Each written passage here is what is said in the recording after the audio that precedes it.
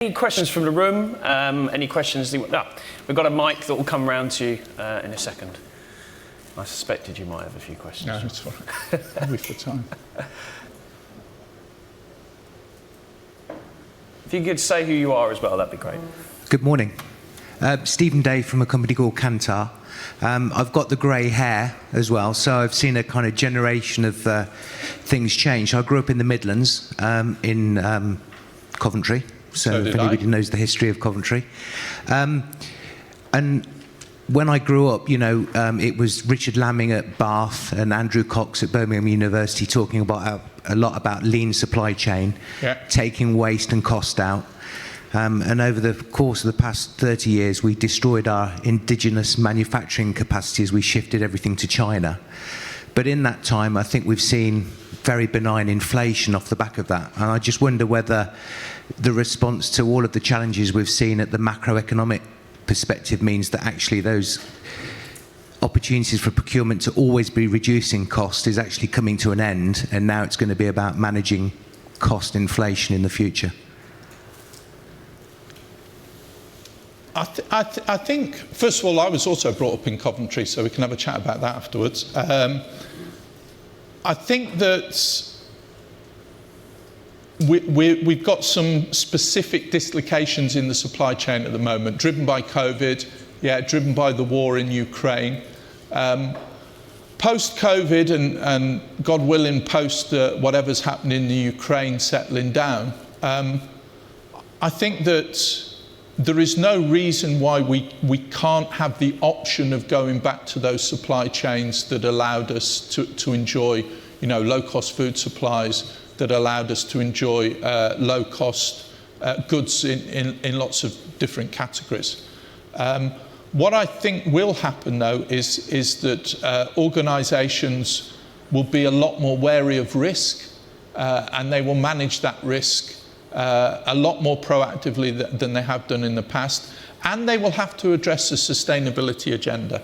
Okay, I think now, you know, for years I've gone around and listened to people talking about a sustainability agenda, and it has been greenwash. Okay, if I'm being cynical, and I'm allowed to be, I'm an economist. Okay, now it's front and centre. So customers are demanding it.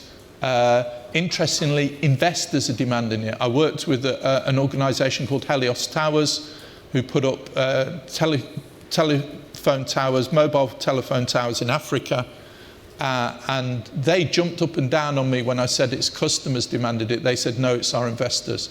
And it's not a sustainability statement that they're looking at, it's actually what are you doing. So I think the option to go back to the supply chains that we used to have will be there. I just think that people will manage the risks a bit more proactively. And to be fair, if the risk can be managed and we can go back to getting stuff from China or wherever else we got it from in the past, I think we'll do that. I don't see why we won't. Excellent. Next question. It does feel like it's an unusual situation, particularly if you're a younger person. It's a bit unusual. It's almost an unusual situation, isn't it? In the fact that it's got so many unusual factors. Next question.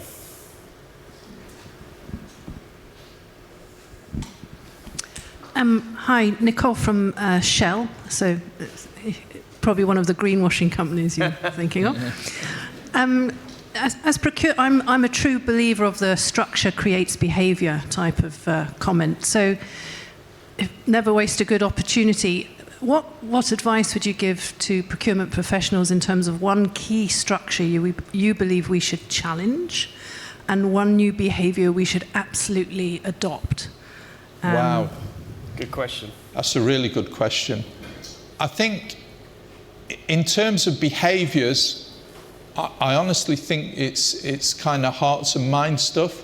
So if you go back to that active inertia, I think the idea that you are going to win the day because the logic of sustainability is blindingly obvious has to be there, but you're not going to win the day because of that. So what you have to work on people's hearts and minds and embed values inside your organisation which are aligned with the sustainability agenda. And I think that's a long game. I think that's not a game that's going to be won overnight.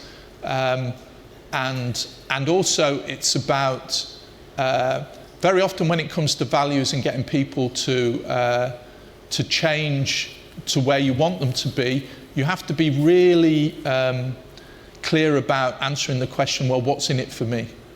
What's in it for me if I adopt your view of the world, rather than you providing a, and this is, Homo economicus, rational man saying this, a blindingly obvious logical case.